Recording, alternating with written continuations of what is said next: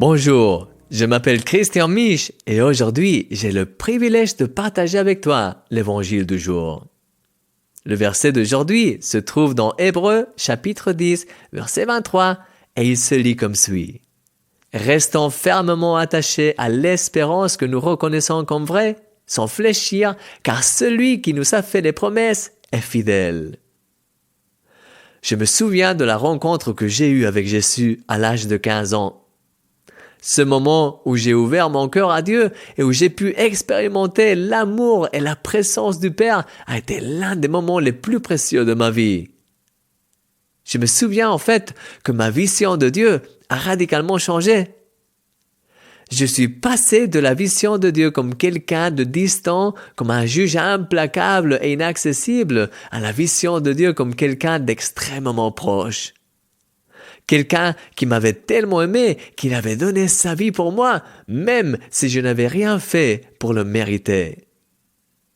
C'est alors que j'ai commencé à découvrir la fidélité de Dieu. Mes journées étaient devenues une précieuse aventure quotidienne avec Dieu et mon plus grand désir était de passer du temps avec lui et d'en apprendre davantage sur sa parole.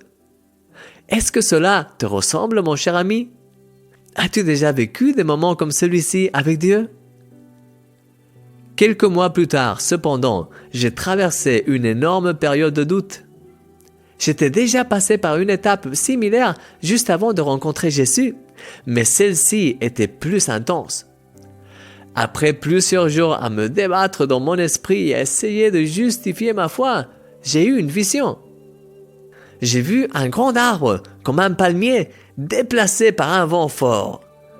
Je m'imaginais en train de me tenir aux branches de ce palmier et d'être violemment déplacé d'un côté à l'autre par le vent. Immédiatement, une autre image m'est venue, celle d'un rocher. C'était un rocher énorme et impressionnant, et même si le vent soufflait aussi, je m'imaginais m'accrocher fermement à ce rocher et dire, les yeux fermés, « Quoi qu'il se passe, quoi qu'il arrive, je ne me lâcherai jamais. » À ce moment-là, j'ai compris sa signification. Si j'essayais de justifier ma foi uniquement avec des arguments logiques, scientifiques ou émotionnels, l'ennemi pourrait toujours me secouer. C'est comme s'accrocher aux branches du palmier, elles sont facilement déplaçables. Cependant, si je décidais de m'accrocher à Jésus, le rocher éternel de toutes mes forces, sans dépendre de ce qui se passe autour de moi, et avec cette attitude de « quoi qu'il se passe, quoi qu'il arrive, je ne me lâcherai jamais », je ne serai plus jamais ébranlé par l'ennemi.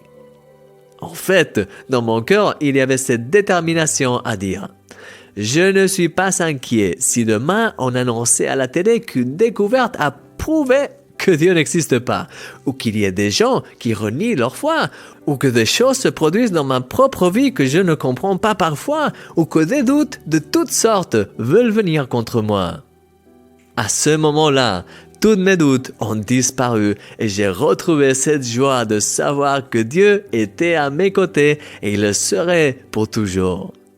En fait, cette expérience m'a tellement marqué que depuis, pendant plus de 20 ans de marche avec Jésus, j'ai toujours eu cette même détermination et ma foi est restée inébranlable, même dans les moments les plus difficiles. Mon ami, j'aime le passage d'aujourd'hui car il nous invite à nous attacher fermement à l'espoir que nous avons en Jésus. Tout comme je l'avais fait avec le rocher, tu as aujourd'hui l'occasion de développer une foi inébranlable en celui qui est vraiment fidèle et en ses promesses pour ta vie. Dans les deux cas, c'est un choix. C'est à toi de décider. Tu peux continuer à vivre dans un palmier, secoué par n'importe quel vent, ou tu peux décider dès maintenant de t'accrocher à ce rocher éternel, de t'attacher même à lui, comme le dit ce passage, pour ne jamais te lâcher. Aujourd'hui, quels que soient les vents qui soufflent sur nos vies, la maladie, la pénurie, les douleurs, le chagrin, la tristesse, les problèmes familiaux, qui nous retrouvent accrochés à Jésus, plein de foi, plein de paix, plein de louanges à Dieu et en proclamant avec confiance toutes ses promesses pour nos vies. Ta victoire se trouve dans cette foi inébranlable. Brille avec sa lumière en ce jour, mon ami, et n'oublie jamais, tu es un miracle. J'espère que vous aimez l'évangile du jour. Moi, j'aime beaucoup l'évangile du jour. J'aime les auteurs qui nous partagent chaque jour cette petite pensée spéciale autour du verset du jour. En fait, comment ça a commencé? C'est que je lis dans l'application YouVersion la Bible verset du jour. Et j'aime bien le lire et je me suis dit, mais pourquoi ne pas partager une pensée du Seigneur par rapport à ce verset? Alors j'ai commencé et puis petit à petit, comme j'aime faire, j'ai trouvé des auteurs et maintenant bien, nous avons tout ce panel d'auteurs formidables qui font l'évangile du jour pour nous chaque jour. Alors pour que ça fonctionne, il faut des auteurs, il faut une équipe, il faut poster ça sur YouTube, après avoir bien sûr édité les vidéos, mis les textes. Tout cela, ça a un coût.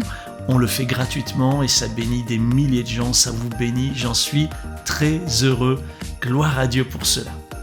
Chaque année, nous donnons l'occasion à celles et ceux qui suivent nos services de faire un don. Soit un don ponctuel, soit un don mensuel, selon ce que le Seigneur leur met sur le cœur. Et voilà, en cette fin d'année, nous vous donnons cette opportunité. Si vous aimez l'évangile du jour sur YouTube, si vous avez envie que ce service puisse continuer, eh bien, même s'il est gratuit, il y a des coûts. Et ces coûts, bien, il faut bien qu'on puisse les payer. Et ainsi pouvoir continuer à offrir gratuitement ce service. Donc si le Seigneur vous le met sur le cœur, vous pouvez lui demander « Seigneur, est-ce que tu aimerais que je soutienne? Est-ce que tu aimerais que je donne ?» La Bible dit que chacun donne comme il l'a résolu dans son cœur, sans tristesse ni contrainte.